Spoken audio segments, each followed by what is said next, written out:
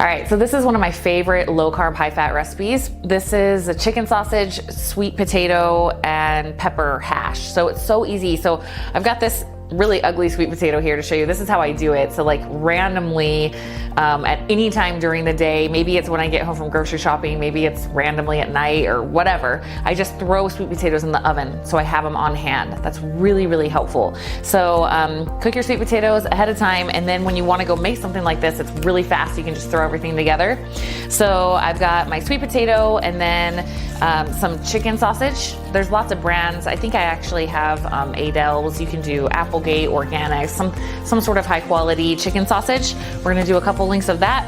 Some chopped up sweet potato, bell pepper. You could do green or yellow or orange, whatever you want. I've got red here, and some onions, and that's it. We're just gonna throw this in the pan with some butter and saute it up until these get nice and browned and delicious, and that's it. Super fast.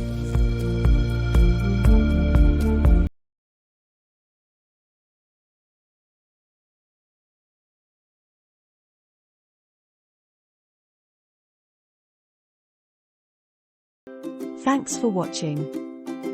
Please subscribe for more healthy recipes.